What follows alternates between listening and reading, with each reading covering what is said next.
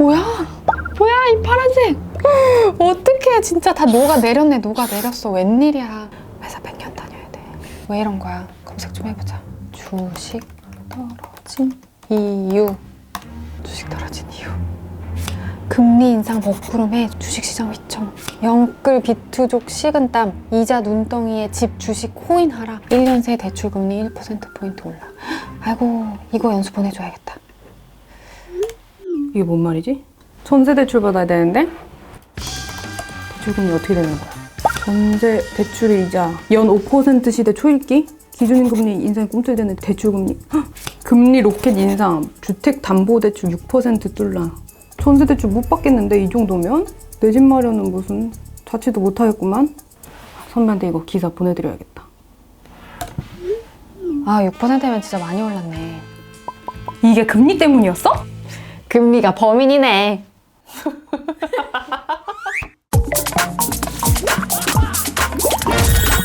안녕하세요. 안녕하세요. 언더더씨를 맡고 있는 대똥라 이지상입니다. 최은수입니다.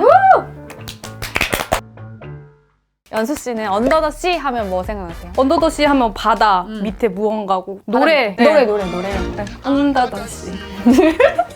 언더더씨 맞아요. 저희가 언더더씨로 코너명을 정했는데 사실 우리가 검색어를 많이 쳐보지만 그 밑에는 알고 보면 많은 서사도 있고 지식도 있으니까 그걸 좀 보자. 검색창 밑에 있는 그런 세계들을 보여드리겠다. 새로운 세상을 눈뜨게 해드리겠다. 약간 이런 취지로 저희가 이런 코너명을 만들었죠. 맞아요. 그 한 끗 정보를 알고 나면 눈이 떠지고 새로운 세상이 보이고 이런 느낌을 받으실 수 있도록 저희가 잘 준비해 보도록 하겠습니다. 앞에서 얘기했듯이 오늘은 금리 얘기를 해볼 건데요. 맞아요. 뭐 금리가 쉽게 얘기하면 뭐 돈의 값, 뭐 이자 이런 건데 이 금리 때문에 요새 주식장이 난리라고 하잖아요. 진짜 난리예요. 선배 어떠세요? 얘기하고 싶지 않아. 너무 녹아내렸어. 진짜 물밖에 안 남았다. 전부 파란색이다.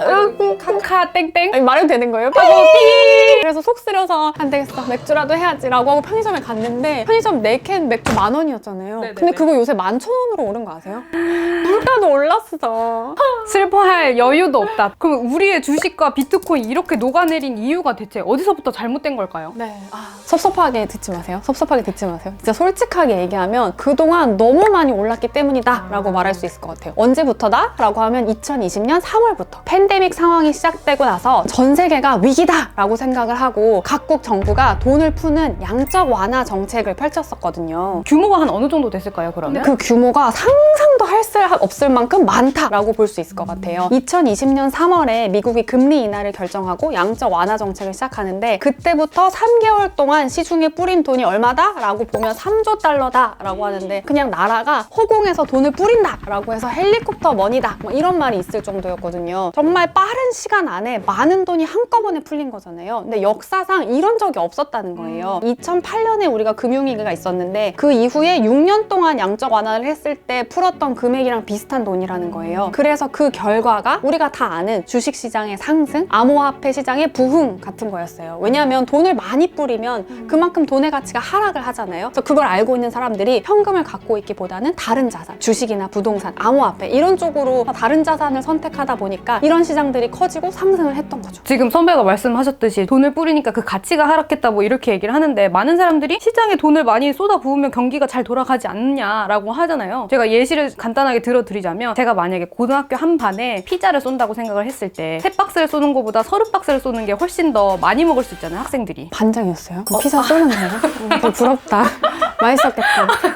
피자를 그렇게 쐈을 때 30박스를 먹으면 당연히 학생들이 더 많이 먹겠지만 사실상 물릴 수밖에 없잖아요. 그 만족감이 그 피자 한 조각에 대한 만족감이 떨어질 수밖에 없잖아요. 그리고 똑같이 돈의 가치도 많이 풀면 풀수록 그 가치가 하락한다 뭐 이렇게 보시면 될 것 같아요. 맞아요. 그래서 테리가 얘기했던 것처럼 돈의 가치가 하락하면 물가가 상승하는 인플레이션이라는 부작용이 있는 거예요. 그래서 정부는 경기를 부양시키려고 돈을 막 풀었는데 물가 몸살이 오기 시작한 거예요. 요새 진짜 물가 너무 비싸잖아요. 너무 비싸, 너무 비싸. 그치. 맥주 4캔에 11,000원. 그러니까요. 맥주도 비싸고 치킨 값도 올랐죠. 장바구니 물가가 진짜 너무 비싸졌어요. 거기다가 뭐 원자재 가격이랑 나라에서 쓸 수 있는 물가들도 다 오른 상태거든요. 정부 입장에서는 뭐야?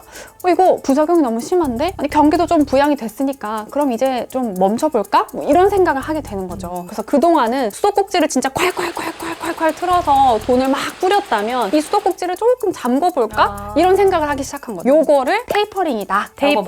테이퍼링은 점점 좁아든다라는 이제 영어 단어인데 정부가 그동안 했던 양적 완화 정책을 축소하기로 마음을 먹었다라고 생각하시면 됩니다. 시장에서는 그러면 이제 풀어들은 돈이 줄어들겠네? 그럼 이제 이 광란의 파티를 좀 멈춰야겠네? 라는 생각이 들어서 주식시장, 암호화폐 시장이 좀 하락세를 보인다라고 말할 수 있습니다. 근데 지금 이 하락이 아직 시작도 안 했다고 하네요. 이제 마음의 준비를 다들 하셔야 될 것 같습니다. 2022년은 이 금리의 변화를 몸소 체험할 수 있는 한 해가 될 것 같다. 말씀드렸다시피 이제 돈의 값, 금리라고 불리는 이거는 경제 성장, 뭐 물가, 아까 말했던 네캔에 11,000원, 네. 그리고 고용 등에 너무 많은 영향을 끼쳐서 제가 생각할 때는 듣동로분들이 오늘 이 영상을 보시고 연초에는 무조건 금리라는 개념과 맥락적인 흐름을 파악을 무조건 하셔야지 이 흐름을 잘 타고 가실 수 있지 않을까 이렇게 생각을 합니다. 좋네요. 근데 앞서서 말씀드렸다시피 지금은 돈을 푼 정도가 이런 저금통을 뜯는 수준이 아니라 역사상 이렇게 많이 빨리 푼 적이 없단 말이에요. 지금 미국은 물가 상승률이 7%인데 이게 40년 만에 최고치다라고 하거든요. 그래서 부작용이 어떻게 될지 모르니까 수도꼭지를 조금씩 잠그는 게 아니라 한 번에 완전히 확 잠궈야 되는 거 아니냐 막 이런 얘기가 나와요. 그래서 어느 정도냐면 미국에서는 지금 1년 동안 금리를 4번 인상할 거다 막 이런 얘기까지 나오거든요. 4번이요? 네. 그리고 금리를 인상하는 것뿐만이 아니라 아예 시장에서 돈을 회수하는 양적 긴축까지 나올 거다. 하반기에 양적 긴축이 있을 수도 있다. 뭐 이런 얘기까지 나옵니다. 원래대로라면 이게 사실 시간차가 좀 있어야 되는데 선배가 말씀하신 것처럼 원래 미국 연준에서는 테이퍼링, 첫 금리 인상, 그 다음에 양적 긴축 이렇게 3단계를 좀 시차를 둬서 스무스하게 연착륙시키는 방향으로 했었거든요. 근데 그 시차가 확 줄어들게 되면서 사람들의 약간 걱정이 있는 상황인 거죠. 그래서 우리나라도 이런 상황을 반영해서 1.25%까지 금리를 인상했다고 하네요. 근데 왜 미국이 금리를 인상하기도 전에 왜 우리나라가 먼저 이렇게 올려야 하는 걸까요? 왜냐면 영향이 있을 수밖에 없기 때문이에요. 원래 돈이라는 건 금리를 따라서 흘러가게 돼 있잖아요. 조금이라도 이자를 많이 받는 쪽으로 몰려가거나 아니면 조금이라도 안전자산이라고 생각하는 곳으로 흘러가거나. 근데 미국 같은 금융 강대국이 금리를 올릴 거다라고 예상을 하면 미국은 안전한 시장이고 또 금리도 높아지는 거니까 자본들이 미국으로 흘러갈 수밖에 없잖아요. 그쵸. 근데 그렇게 되면 미국이 아닌 다른 나라들에 있던 외국 자본들이 빠져나가게 되는 거죠. 실제로 2013년에 미국이 테이퍼링을 한다라고 했더니 다른 나라의 시장에 있던 외국 자본들이 빠져나가는 일이 있었거든요. 인도네시아, 터키 같은 신흥국 시장에서는 통화 가치가 엄청 하락하고 막 주가가 폭락하고 막 국가 부도의 위기까지 가는 사태가 벌어졌어요. 이거를 긴축 발작, 테이퍼 텐트롬이라고 불러요. 그러니까 우리도 이러한 사태가 있었다는 걸 알잖아요. 그러니까 한국 같은 경우도 이런 사태를 예방하기 위해서 미리 선제적으로 금리를 올리게 되는 거죠. 근데 일단 듣동로분들은 이 영상을 보시면 금리 인상 그 맥락 다 이해하겠어.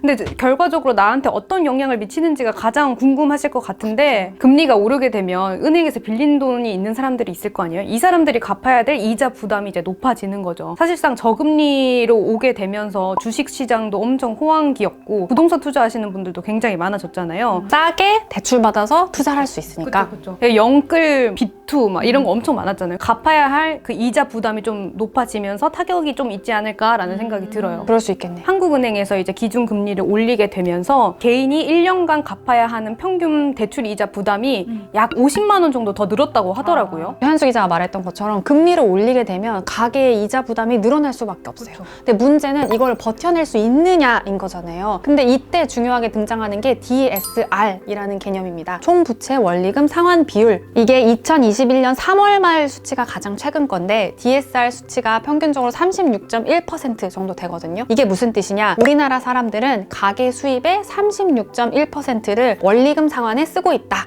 이 뜻입니다. 근데 이게 소득 수준에 따라서 점점 이 비율이 높아져요. 저소득층 같은 경우에는 60%까지 수치가 올라가거든요. 금리가 올라가면 자영업자분들도 이 DSR 부담이 커질 수밖에 없는 거죠. 그럴 수밖에 없겠네요. 그럼 그 다음으로 얘기해 볼 거는 주식 얘기를 빼놓을 수가 없잖아요. 네. 금리가 인상하게 되면 주식장은 하락을 하게 되는데요. 그 중에서도 기술 성장주가 하락세를 보이고 있는데요. 미국의 경우에는 기술주 중심의 나스닥이 급락을 했고요. 우리나라도 아까 앞서서 얘기했지만 뭐 네이버나 카카오 등의 IT 기업이 부진한 추세를 보이고 가지고 있죠. 그리고 마지막으로는 또 금리가 오르면 집값이 떨어지지 않을까 뭐 이런 궁금증들 가지고 계신 분들 굉장히 많잖아요. 근데 전문가들이 얘기하기로는 금리 인상이 곧 집값 하락 뭐 이렇게 이어질 수는 없다 이렇게 얘기를 하더라고요. 집값이 뭐 한 가지 요인 때문에 결정되는 건 아니니까. 그렇죠. 왜냐하면 공급과 수요의 문제가 있을 수도 있고 또 대출 규제에 따라서 이제 집값이 왔다 갔다 하니까 그런 것들이 다 고려가 되어야 이제 집값에 영향을 줄 수 있다 이렇게 보고 있는데, 대신 주택 매수 심리가 조금 위축될 수 있다 이런 분석을 하더라고요. 지금 그냥 생각해봐도 대출 이자가 늘어나고 있는데 내가 영끌해서 집 사긴 부담스럽잖아요. 뭐 그런 의미라고 보면 될 것 같아요.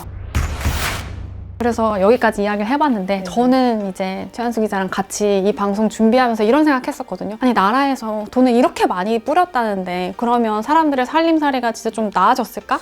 이런 생각 많이 했어요. 사실 지금 주변에 보면 코로나19 이후로 좀 살림살이 어려워진 분들 정말 많잖아요. 물가는 많이 올랐는데 월급은 많이 안 오르고, 그리고 돈의 가치는 하락한다고 하니까 다들 월급이 아닌, 노동소득이 아닌 다른 소득에 열광하고 있구나를 새삼 깨닫기도 했어요. 저도 그랬거든요. 그래서 이런 양적 완화의 정책으로 뭐 주식시장, 부동산 시장으로 일부가 혜택을 보긴 했지만 이런 상황이 계속될수록 자산 불평등도 커질 수 있다라는 걸 잊지 않아야겠다라는 생각을 했습니다. 근데 금리 인상 같은 이런 이야기들 기사로만 접해서 와닿지 않는다는 분들 굉장히 많으셨을 텐데, 이번 저희 듣동라 영상 보시고 금리 인상이 얼마나 우리 삶에 영향을 미치게 되었는지 함께 알아갔으면 좋겠습니다. 네, 오늘은 여기까지 알아봤고요. 다음 주제 뭘로 했으면 좋겠다 이런 궁금한 것들 댓글로 달아주시면 저희가 알차게 준비해서 찾아오겠습니다. 감사합니다. 감사합니다. 안녕. 저금통을 뜯은 게 아니라 지금 역사상 이렇게 빨리